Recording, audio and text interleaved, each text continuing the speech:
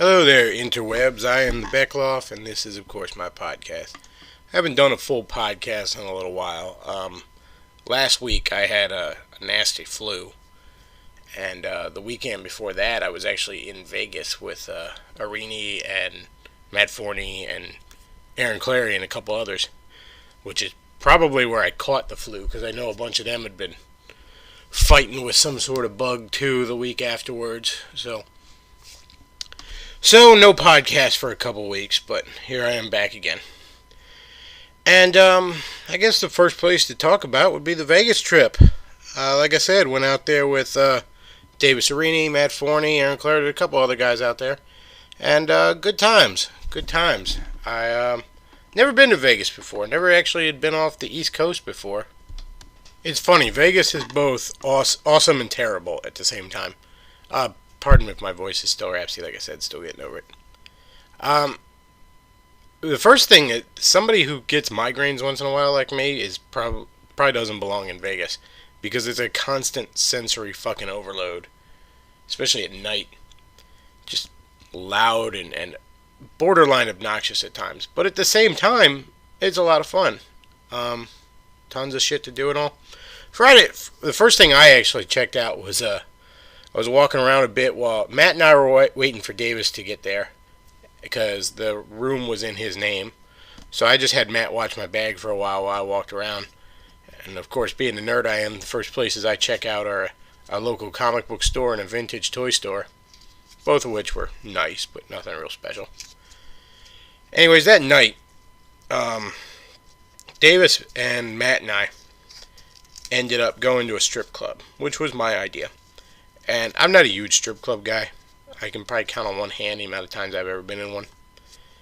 But, you know, it's Vegas. I didn't win in Rome. I didn't go to Vegas to not see strippers. So we went to a place right on the Fremont Street Experience, or whatever you call it, and that Glitter Girl, some shit like that. Don't ever go to that place. It's awful. The girls aren't that nice, and they're aggressive fucking grifters. Literally, I get pulled aside for a lap dance, and I'm like, okay, this girl's cute. I guess I'll get a lap dance, get it out of my system. Well, next thing I know, I end up with 2 girls instead of 1, which I don't believe I agreed to, but next thing I know, I'm getting charged double, and a bouncer is basically walking me over to the ATM. I essentially got mugged, is the best way to put it. And same thing basically happened to Matt, too. And although he didn't get 2 girls, he lucked out in that regard. It's funny, we walked out of there, and Davis said it best. He goes, you know, you shouldn't walk out of a strip club feeling like you're the one that got violated. But yeah, I essentially got mugged. But you know, that's the thing about Vegas. It's in many ways a cheap city. You know, that could have happened in other cities and I'd have been down hundreds and hundreds of dollars. And I wasn't. It wasn't that bad of a hit. It was more the emotional aspect of what the fuck just happened to me. So that was Friday night. Bit of a wash. We had a couple bars other than that, but nothing special after that night. A lot of fun street performers in Vegas, but again, nothing that was extra special or anything. Saturday night we caught up with Aaron, or Saturday afternoon actually, and we went to a bar called the Atomica, I think it was called, oldest bar in Vegas, and it's the nicest bar I had been to in years, because it's an actual fucking bar. Like, you can just sit there and have a drink. There's music playing, but it's in the background, so you can actually talk to the person you're with. It's just your nice basic bar that doesn't seem to exist anymore. Every bar now is like a mini dance club or something. Like, I spend an hour in a bar, in your typical bar, I get a headache from the fucking music. But this was an actual fucking bar, and I hadn't been in one of those in years. And it wasn't like the last time I've been in a bar that was even remotely like that, it was really rednecky and the fucking music playing was country, which I don't care for, but at least it was in the background. But this was nice. It was just general, you know, normal fucking music playing. So that was nice. And later that night, we went to go see a show. And I would love to tell you more about this show. I really would. I would love to tell you about a performer who is a fan of Manosphere and whatnot writings, basically comped us in. He's a big fan of Davis and Aaron, I think, mostly, and probably Matt. And he comped us all in. He comped us into a show. And I would love to tell you about the show. I would love to say, oh, you should check this guy out because he's a great musician, fantastic showman. But I really shouldn't, which is interesting. He had to be all secretive about who we were and why he was confident us in. He's been yelled at by bosses that he's got to keep his manosphere views on the DL because what is so damn controversial about some of this? Oh man, he thinks that men and women are different. Big fucking deal. You know, he doesn't. The guy's a libertarian. Oh no. It's unreal. You know, if he was a fucking pro-feminist guy and we were a bunch of fucking twat writers from, Jezebel or whatever, he wouldn't have to hide that shit. But, because it's unreal. Like I said, I'd love to sit here and tell you about this artist, this musician. Fantastic guy. I was glad to have met him. I had talked to him a little online before that, but I was really glad to have met him. I was grateful to have gone to a show. It was a great show. He does like a cover band, and it's not even for a group I'm a particularly big fan of, though I don't dislike them. But again, was a fantastic show. Great showmanship. Was a great time. It was probably some of the most fun I had out in that trip. And I can't really tell you about him. And you could probably figure out who it is if you were really fucking nosy. I mean, it's not a top fucking. These aren't nuclear codes. His secret, but he just has to keep it on the DL. And what a fucking shame. And these feminist twats. They want to complain. Oh, we're so oppressed. We're so oppressed. Oh no. Like, you really you're oppressed. Really? Because do you get any kind of real negative consequences, real life negative consequences for spouting off your fucking nonsense? Not really. I mean, you probably have a harder time finding a job because nobody wants to hire a lunatic. But that has a lot more to do with your fucking borderline Asperger's than your political views, quote unquote. But no, they just. That's the thing about the hardcore left right now. They have to make the political personal. They just have to. They have to attack you personally for it. They have to. They cannot tolerate. They have zero tolerance. For as much as they spout out about tolerance, they have zero fucking tolerance. I mean, what is so controversial about this guy being a fan of Davis Arini or you'd think he was like a gay pedophile Nazi or some shit, who worshiped the devil. No, it's just a guy who has, neo-reactionary views and actually thinks that men and women are different. Big fucking deal. But yeah, again, I'd love to tell you more about this guy, and I really can't. I really should. It wouldn't be fair to him. And even as I'm just starting out my podcast, don't get that much hits yet, but even I shouldn't tell you exactly who it is. And that's a fucking shame. That is a real damn shame. So, that was Saturday night, fun night. And then Sunday night, oh Lord, Sunday night, or Sunday I should say. Aaron Clary got it in his head that, here we are at Vegas, we're at fucking adult Disney World. And Aaron Clary gets it in his head that he wants to go hiking. Oh Lordy. So, and by the way, I'm getting better, but I'm still pretty damn out of shape. I've lost a lot of weight recently. I'm getting stronger. I am improving myself in many ways, but I'm not a hiker, all right? But Aaron Clary's like, let's go on a fucking hike. Oh, great. We could be enjoying the fun debauchery of Vegas some more, but yeah, let's go on a hike. That's fantastic. So he drives us out 3 fucking hours to Utah somewhere. What the hell's the place? Zion Park, I think it is. And he takes us up Angel's Landing, which is apparently about as strenuous a fucking climb as you can get without needing gear.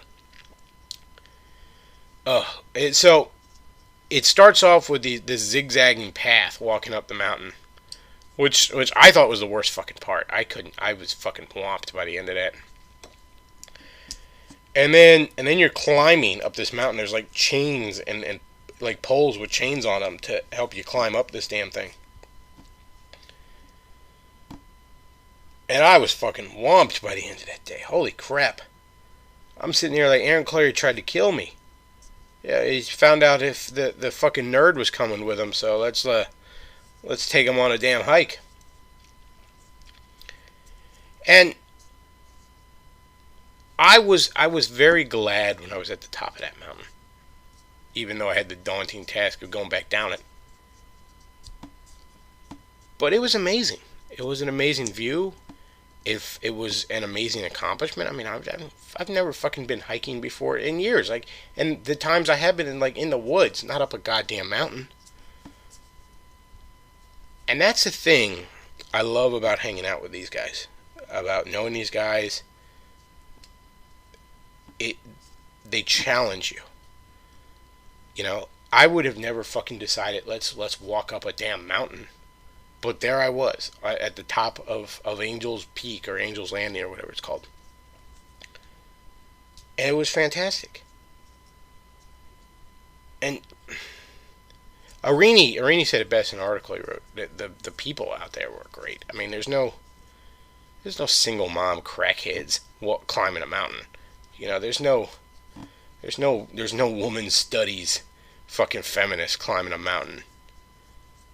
It's as Arini said, a better class of people. It really is. So that was most of Sunday, and then I pretty much had to get home because most of Monday was spent getting home and then fighting against a 3-hour time change. So it ended up I didn't even get home till like 9 o'clock my time.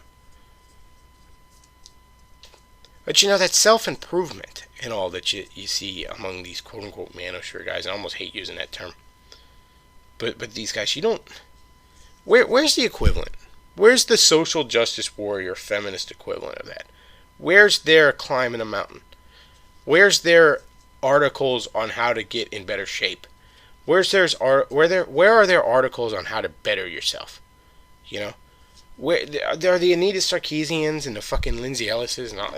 They're not writing those kind of articles. They're just not. There is no self-improvement drive on that end of things. There's not. And you know what? Show me if I'm wrong. Show me if I'm wrong. You know, where's the feminist fucking blogs on how to improve yourself? Where's the feminist and left-wing and social justice warrior Tumblr shit on how to better yourself, how to challenge yourself, how to go out there and do something, not just bitch about how you're held down by the man. It doesn't exist. Show it to me if I'm wrong, but I don't think it fucking exists. That's something you see on this side of things. And that's why I love hanging out with those guys. That's why I love knowing those guys. You know? I climbed a mountain because Aaron Clary had a hair up his ass to do it. Wouldn't have done that myself. But who knows? I might do it again. Because it was oddly enough fun. Hell, the climbing part was actually pretty fun. If I hadn't been so damn exhausted from walking up to it, the climbing part would have been really fun. That part wasn't all that hard at all, for whatever reason. But yeah, there's no equivalent to that on the other side. Anyways, getting back to Vegas. That's the 10,000 foot view of what I did there. I mean, obviously spent more time there, but it's a couple of things that I noticed that were odd. Vegas is now reaching a point where it's trying to be more family friendly, and I had seen this years ago when I went down to Key West. This is something that's wrong with our culture. All right, we need to accept as a culture that there's certain places that kids aren't supposed to be. All right, there's supposed to be adult swim time. You know, and I don't mean, you know, Aqua Teen shit. I mean, like, in the old days, when you went to the community pool, at least I did, when I went to the community pool, there was adult swim time. The first 10 minutes of every hour, every kid under 15 had to get his ass out of the pool, so the adults could have a little bit of peace and fucking quiet. And we don't do this anymore as a society. We don't have wouldn't it be awesome if there were restaurants and movie theaters where there were certain times that nobody could bring their little fucking brats? Wouldn't it be the tits? Like, you could just go to a restaurant and I don't even mean like your fancy, it's $100 fucking meal restaurants. I mean just your middle of the road shit, your Fridays and your Chili's, or even like your Outbacks. Just you're not fast food, but you're not busting your budget over it. Okay, just your middle of the road fucking restaurants. Wouldn't it be great if like between like 8 and like 10 or something, or maybe like every Tuesday night, something like that. No fucking kids. Just nobody can bring their little brats, alright? Wouldn't that be great? You could have like a nice meal with your friends or a lovely date or something, and not have to worry about somebody's ill-behaved little monster screaming in your ear. Wouldn't that be fantastic? Wouldn't it be great if like every Tuesday no children were allowed at the movie theater and you could see a fucking movie in peace? Like, I mean, I'm a big nerd, and I like to see a lot of quote-unquote family movies, kids movies even. I'll go see anything Pixar puts out damn near. And you gotta time that shit right, or you're gonna be having some little brat screaming in your ear. The movies cost good money anymore, don't they? You're not paying to have some little brat. So wouldn't it be great if there was some fucking Adult Swim time in this country? And can fucking Vegas not be Adult Swim time? Fucking Vegas? Like, literally, we're at the, what the hell is the medieval one? The, Excalibur. The Excalibur Hotel Casino. We're going to see that show that I shouldn't mention. Gotta keep it on the DL. Anyway, we're at the Excalibur. And I'm walking by to get to where we're going. And I see a bar kind of area over here. And on top of the bar, what I assume is the bartender, who the fuck knows, she's dancing in a thong and bikini thing, right? I'm like, okay, cool. But then I thought, I'm looking around and there's fucking parents walking, really little ass kids all over the place. And I thought, nobody's happy with this. It's not really all that fucking family friendly. But it's not full-on debauchery either. It's got to be at this bullshit PG-13 level. Now, if we would just say, hey, no fucking kids in a casino, because it's a fucking casino, then we could have her over there naked dancing. That would be better. Nope. We gotta be middle of the fucking road, PG-13. We gotta dumb everything down to fucking PG-13 level, or even fucking lower, G level or some shit, because somebody just doesn't know when it's not appropriate to bring their fucking kid. Oh, jeez. I mean, it's not like I'm saying the whole fucking city is no kid. But for fuck's sake, a casino? I mean, shit, why don't we just... bringing kids to fuck... It was ridiculous. It's not a fucking family place. It's not meant to be a fucking family place. I saw the same thing in fucking Key West years ago. Probably like 04, I think I went. And it was just... I was promised Key West would be this, raunchy town, and it was in some ways, but it's just, I don't know. Is anybody served when you got some drunk vomiting right next to fucking children? Like, the children aren't really getting anything out of that. The drunks gotta now feel fucking bad. Like, who is served by this? Who is served by putting kids where they don't fucking belong? We can't have some fucking areas where you just shouldn't bring your kid. Like, heaven fucking forbid you find a sitter. Oh, well, sitters are expensive. I don't know what to tell you. Nobody told you your life isn't going to change when you have a kid. Alright? Don't bring them to the movies. Don't bring your little ass kid to the movies. Make it a Blockbuster night. Oh, shit, I'm showing my age there. Netflix or Redbox, whatever. Fucking rent a movie, okay? It's not like the 50s when movies were shown in the theater and then they were never shown again. Unless they maybe came back to... That's not the world we live in anymore. You could just fucking leave the kid at home. Nobody wants to deal with your little brat. Parents are so fucking... New parents are fucking selfish as shit. It's not the parent who's got like his third kid. It's always the fucking first kid. Because they think the world needs to revolve around the fact that they need to breed. You ever notice that every fucking political group that has like mom or family in the title always wants to take away people's rights? Be they right, left, or whatever. If it's mom or family in the title, they want to fucking nanny state the shit out of everything, don't they? Oh, man. All right, so yeah, why can't we have some Adult Swim time? Fucking Vegas, can't that be Adult Swim time? Oh lordy, all right, man. Something else I was thinking about in Vegas. A couple of podcasts ago, I talked about the video game industry and the crash, the correction, if not crash, that they're headed towards. And I mentioned Nintendo, that they weren't doing so good. They're not doing as bad as everyone says. I really don't think so. But they're not doing as good as they could be. And something that occurred to me. I was spending a lot of time. Matt Forney came up with this idea. He was the one that showed me this. But if you hit the nickel slots in like a hotel, casino, whatever, and you just play them for a while, they'll bring you free drinks. So you can put $1 in and just make the game of how long can you make your dollar last on nickel bets. You know, you end up spending like maybe $3 or $4, and you can get like 4 White Russians. So it's a damn good deal. And I was looking at some of these video poker machines. They're not just video poker. They're everywhere, by the way. Video poker machines are everywhere in Vegas. I mean, every gas station's everywhere. Everywhere. But I was looking at some of these machines, and some of them were decently made video games, for lack of a better term. There was a Sinbad one right next to me I played a little bit of. And it's an interesting arcade-style video game with, obviously, the gambling element, you know, constantly nickel and diming you. But I thought to myself, man, guys like Nintendo and, you know, Sega and Namco, any of the guys that own, like, classic cartridge-era characters could probably make a killing selling the licenses to the companies that make these things. I mean, they wouldn't even have to make them themselves, really. I mean, they could probably just license them out.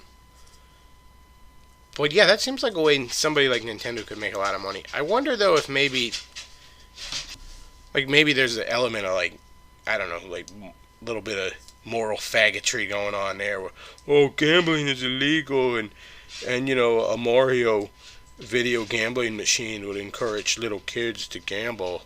Well, first of all, little kids shouldn't be there, although they fucking are, which blows my mind. But they're not supposed to be playing these machines to begin with. But there's plenty of adults that grew up with those things who would love to play them. But I guess that comes back to what I was saying about licensing things in general on that podcast. I mean, you know, if Nintendo, for example, would license out a Zelda, like Zelda to make a Zelda cartoon, that doesn't really cost them any money. They're just an animation studio is buying the license off of them, and then they maybe get a percentage of the profits or whatever. But it doesn't cost them any money, and it's a good way to bring in money. But getting sidetracked a bit there, it's something that occurred to me while I was in Vegas. Like, this is a way I think some of these classic video game companies could probably make a good amount of money. Probably some damn good money to be had in that. Alright, now shifting gears a bit. I want to talk about this Elliot Rodger guy for a second. And I don't want to talk about him in any great length, because a lot of people have done much better jobs of analyzing this guy than I have. You know, Arini did a great job analyzing it, and at least one of his videos he might have done too. Matt Forney has written a pretty good article on him. A lot of people have analyzed this before, but what I want to talk about is not so much the guy himself, because he's a little piece of shit. You know, he's not worth talking about. In many respects, he's not. You know, he's just not. But what I want to talk about is a dishonesty I saw. And I'm not the first guy to comment on this, but it needs to be said over and over again. The left, and when I say left, I mean the social justice warrior, feminist twats, they took it amongst themselves to try and paint this guy as an MRA, a men's rights activist. Now, first of all, even though I'm quote-unquote manosphere, I don't consider myself an MRA. I am more along the lines of, I guess we call it MGTOW, men going their own way. I'm for disengaging with the system. I'm for, if the system is rigged, then just, you know, take your ball and go home. Don't fucking play a game that's stacked against you. The MRAs, they lobby the government and they try to make more laws that are in their favor. And to me, and this isn't just, I'm not the only guy that said this, but this is the MRAs to me. To me, it's like the feminists have built this tower of bullshit. And the MRA's response, rather than try and knock the bullshit down, is to build their own tower of bullshit higher. So it's just adding more laws and dicking up the system more. I'm not an MRA guy. Every once in a while, I have some real common ground with them. Every once in a while, they propose shit I would probably support if it was on a ballot. But for the most part, I'm of the mindset we need less laws, not more. We need real reform. We don't need to just add more bullshit on top of the bullshit. We don't need an arms race between... Yeah, the MRAs in many respects are just fucking the inverse of feminism. And as Arini likes to say, reverse stupidity is not genius. It's just reverse stupidity. So I'm not an MRA guy.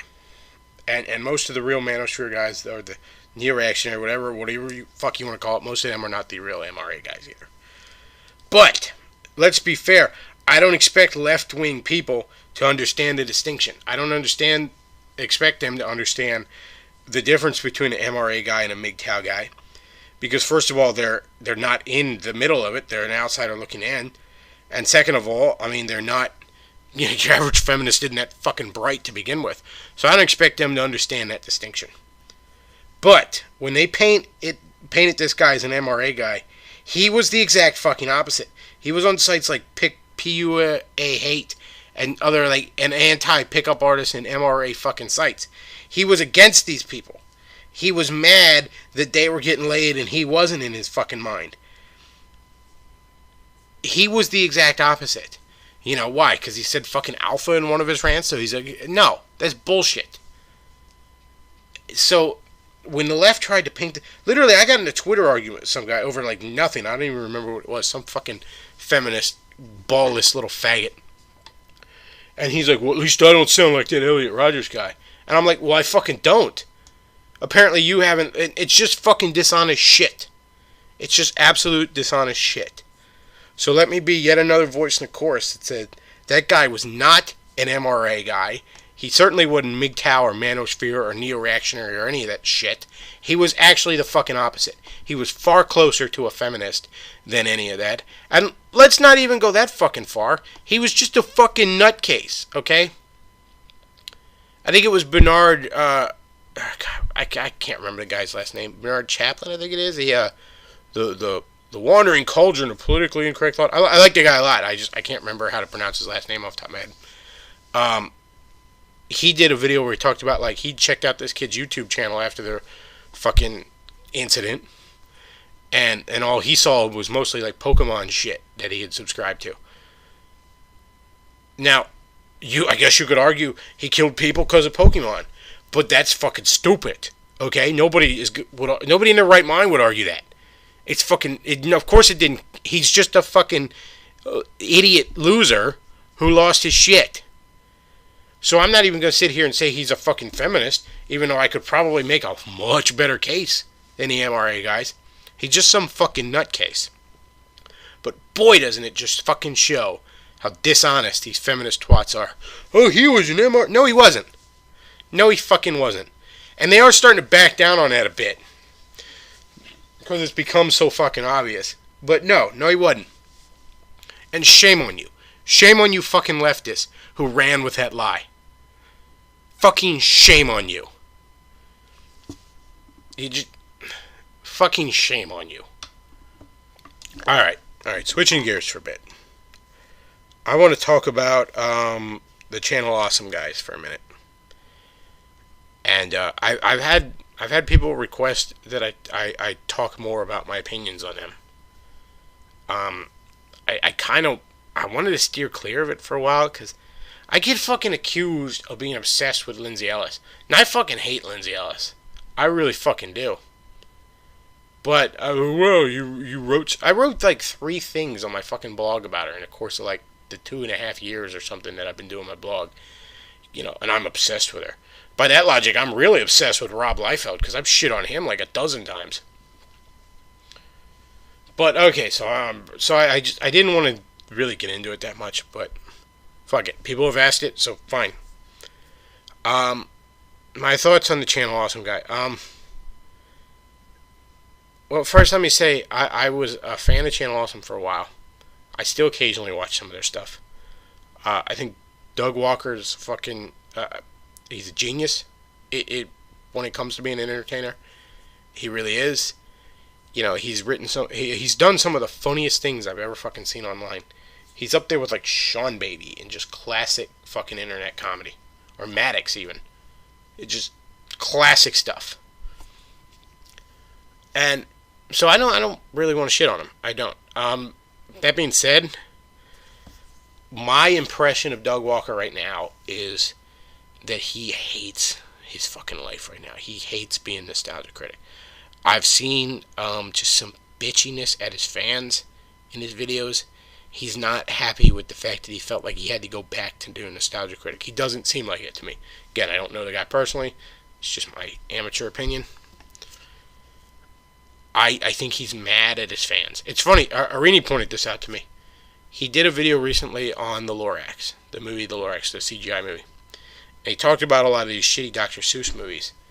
And how he mentioned, like, well, the problem is these people they're writing these movies, based on marketing committees. They're trying to give people what they want rather than giving them what they need. And I thought, man, Doug, and Arini pointed this out, and it was so perfect. That's what you're doing by going back to Nostalgia Critic.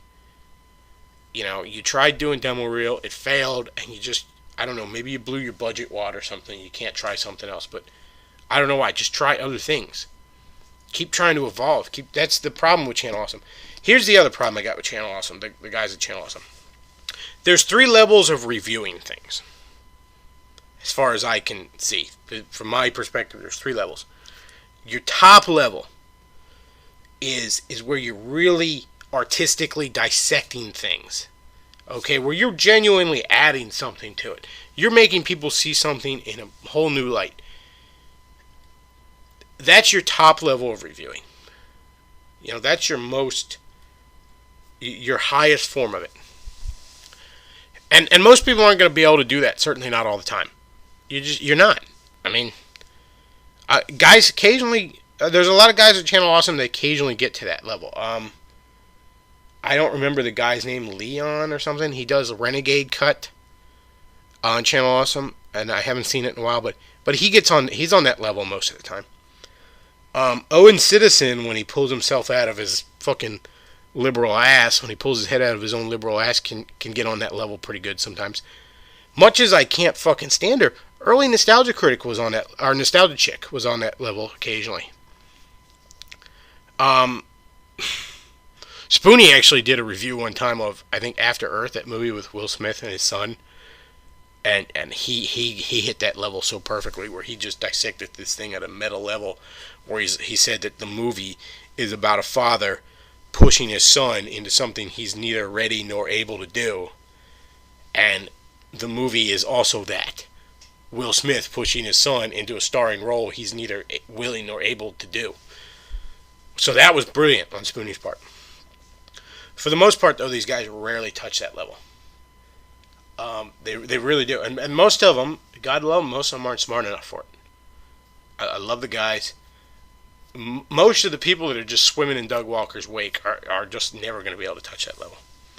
And it's hard to do. I don't expect you to be on that level all the time. The second level, not as high-minded, but still very valuable, is what I like to call consumer reporting level. This, you're not so much analyzing something artistically, as much as you're giving your humble opinion on whether or not this movie, this book, this video game, what have you, is worth your money and your time. That's, and let's face facts, we're all busy, we all have limited budgets. That's a valuable thing. A new video game, $60. It's good to know, am I going to enjoy this? Am I going to get my $60 worth? Angry Joe was almost always on that level. I can't think of any times he's really artistically dissected things, and I'm sure he occasionally has, but for the most part, he's always on that level too. At best. And again, valuable. It is valuable. There's been critics over the years I've watched who, even when I disagreed with their opinion on something, I would know if I'd like it or not based on that opinion. Like, he disliked it for this reason, so I'll probably like it for the exact reason. You know what I mean? And it's valuable service. It's consumer reporting, essentially. And it's why I got so mad at Angry Joe for White Knight and for Anita. because he's at that consumer reporting level most of the time. So to White Knight for Anita showed a complete lack of journalistic integrity. And now I have a hard time taking his opinion seriously on anything. The third level, I should say, the bottom level is just snarky bullshit. This is where you just take something that's just dog shit. You take The Room, you take some Uwe Boll movie, you take Batman and Robin, and you just make stupid jokes like, haha, isn't this fucking... Matt Forney said it best. He was describing elements of the manosphere this way, but it's perfect for this. It's essentially grabbing a turd out of a toilet and waving it around and saying, look at this shit. Doesn't this suck? Now, mind you, that's not completely invalid. There's something to that. It's entertaining, if nothing else. Hey, Batman and Robin is a fucking piece of shit movie. What good is it if we can't all have a good laugh about it? There's something to that, but it's the least valuable level of being a critic. There's no nutritional value to it. It's your candy bar of being a critic. Now, it's fine to have a candy bar once in a while, but if that's what you're living off of, you're gonna die really soon, because there's nothing to it. Just empty calories. And that's all those types of videos are. It's just stupid laughs. And more to the point, when you discover one of these types of video shows that's just stupid laughs at something, at first the style of that particular guy, it's new, it's fresh, you say, ha ha ha, it's so funny, and then it gets old really fast.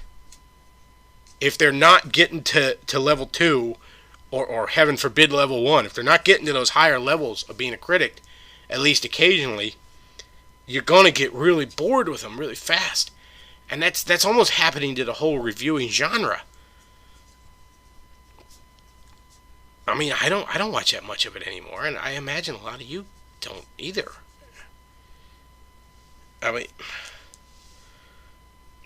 you can't just hang out at that level. You can't just be fucking nostalgia critic your whole damn life. It's not. You can't keep doing it. Look at James Rolfe. Look at Angry Video Game Nerd. When he does an Angry Video Game Nerd episode, when he fucking has an idea, when he feels like it, when he feels inspired to do, he doesn't crank them out every 2 weeks, thus making them suck. Because he's been doing it for years. Right? He's beaten every horse to death. He's beaten most of these jokes to death. So yeah, he's probably just gonna do it once in a while, but he's trying to do other shit. And good for him. Some of the people on, I guess since I've been asked, I should talk about some of the more specific people on in the Channel Awesome crowd. Spoonie, and I know Spoonie's not in that crowd anymore. Big, long, complicated story. But Spoonie isn't a mentally well man. Spoonie needs probably fucking help. I'm not even trying to be funny here. Like, somebody told me once that Spoonie was bipolar. Like, somebody else who was a fan of him. And I thought, as soon as they said that, I was like, yeah, he probably is. And I haven't confirmed that or anything. He could have just pulled that out of his ass. But I wouldn't doubt it. Spoonie's got problems. Spoonie's another one I don't think is very happy in the role that he's in. Spoonie needs fucking help. And Spoonie's a talented man. Spoonie could be doing a lot more than he's doing. But Spoonie probably needs help. I'm not trying to be funny. This is not hyperbole. Spoonie probably needs help. And I would pray that he gets it. Other guys. Linkara, I've watched a lot of because I'm the comic book guy. He's a talented man. He's a funny man. But he gets too much into he gets too much into his little storylines in his videos. I think he should move on to something other than comic books. I think he's capable of hitting that number one. So I think he's capable of hitting the higher level of criticism more often than he does. Anybody can make fun of Youngblood, number one. I mean, and hey, there's nothing wrong with that. That's if What good is Youngblood #1 if we're not going to shit on it? But he can do better than that. And he falls too much into the bullshit social justice shit. You know, oh, the rape occurred in this comic book, so it's...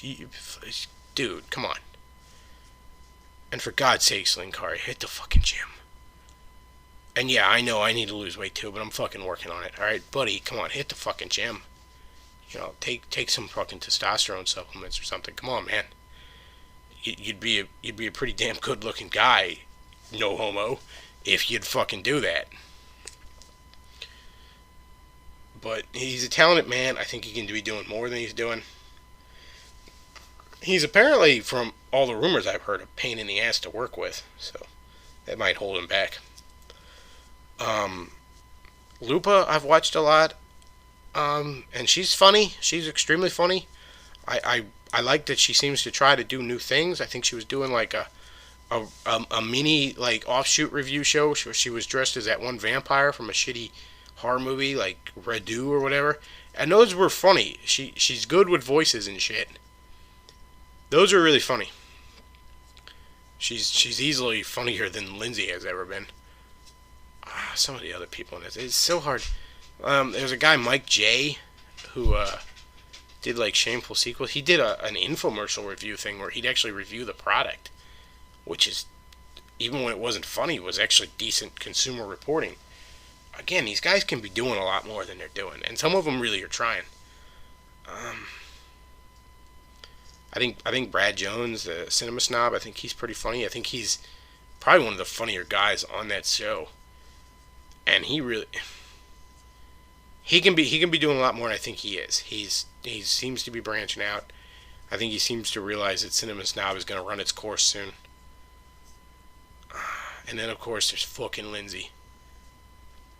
Oh Jesus, what a piece of shit. What a fucking piece of shit that one is. Lindsay Ellis is exactly the kind of fucking parasite that I hate in the geek community. I can't fucking stand this type of person. Here's the thing. I'm going to use this as a litmus test from now on. I use Anita Sarkeesian as an absolute litmus test. You could come up to me and say that you agreed with most or even all of Anita Sarkeesian's views, but you still criticize her for her lies and her shitty tactics and her hiding from debate. And I would say, hey, I disagree with this person, but she's intellectually honest, or he's intellectually honest. You know, But when you ally with Anita Sarkeesian as a person, no, you have no intellectual honesty at this point. There's nothing good about who you are, or what you do at this point. You know, I took Angry Joe to task for White Knight and 4, and I have a hard time watching his shit now, because that was despicable. And again, Joe, if you happen to hear this, fucking shame on you. I think you're better than that, so fucking shame on you. You know, and I shit on Lindsay all the time for it too. Because I think there's shreds of a soul left in Lindsay Ellis. You know, she's done videos in the past that I don't agree with the message, but I was still able to enjoy that they were engaging and thoughtful. Like her Smurfette principle video was an engaging and thoughtful look at an issue. I didn't agree with the conclusions, but again, I didn't walk away from it like that fucking stupid bitch. But when you're allying with Anita, no, no. People like Anita Sarkeesian, I mean, they're just fucking left-wing busybodies, all right? They're just Jack Thompson. They're no different than the religious right people that wanted to... Actually, you know what? They're worse. They're worse. I always say that they're no different than the religious right people that used to come in, like, in the 80s, and, you know, Dungeons and Dragons is satanic and all that shit. But at least with those idiots, at least with the Jerry Falwell type people, at least with the Jack Thompsons, at least they were openly attacking something from the outside. They were fighting with honor.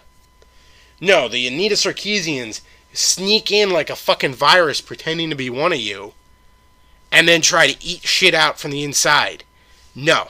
That's shitty. You know, at least Jack Thompson attacked the video game industry with fucking some shred of honor.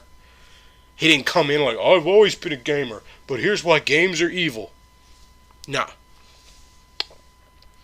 So yeah, fucking Lindsay Ellis, fucking piece of shit twat. And that's So I guess that's my views on the Channel Awesome guys. I think there's a lot of talented people in that group. I think they need to try and do more things because they're dying. The site's fucking dying. The ratings are going down.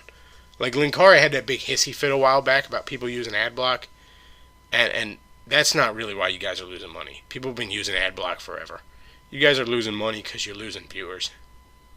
You're hemorrhaging fucking viewers. I've seen some of these numbers. They're not good. You guys are definitely on a really bad decline. But I mean, hey, maybe you'll probably be able to scratch out a living at it for a long, long time. But you can be doing better. You could be doing a lot better. So yeah, a lot of these guys, I would hope that they just try. I would hope that they don't. Oh, pardon me. Gotta get a drink there. I would hope that they don't let themselves get stuck in these ruts. And some of them I would hope just fucking go away. And that, like the Lindsay Ellises of the world, fucking get the hell out of here.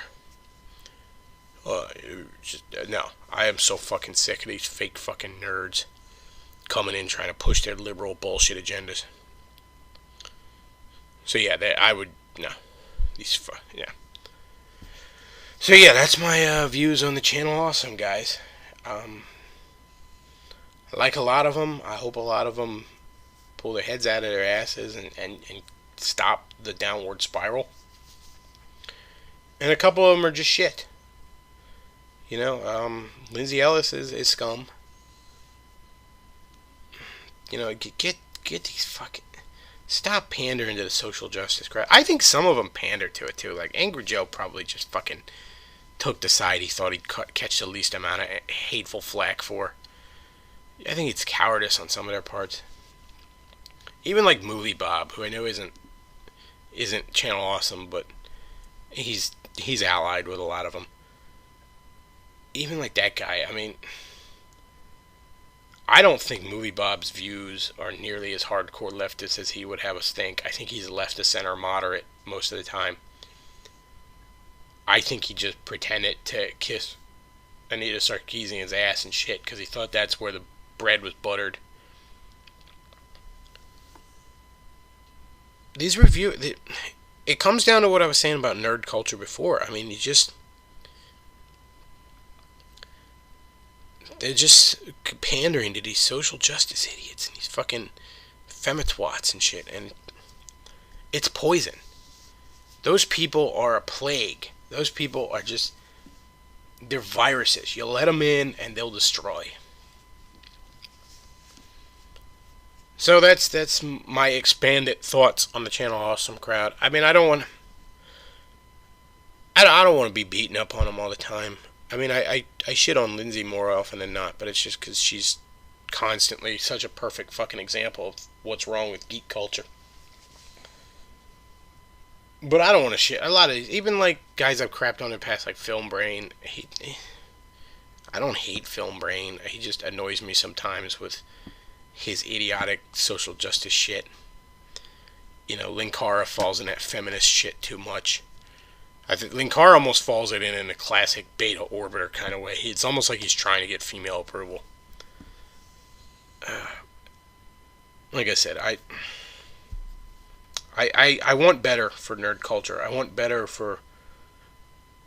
I want better for Channel Awesome. They were great shit. I hope Doug Walker can turn this shit around. I really do. So yeah, that's my views on the Channel Awesome people. I'm probably not going to be talking about them much more. Or I'm going to at least try and not... If people ask me about it or something comes up, maybe. But I don't want to harp on them because I'm sick of their fucking fans. I'm sick of Lindsay's fans. You're obsessed with her. Fuck you. Oh, God. I still get her fucking white knight assholes pop up here and there. Fucking jackasses. Alright, well... That's about it for this episode of the podcast. Thanks for listening, as always. So, Bechtloff out.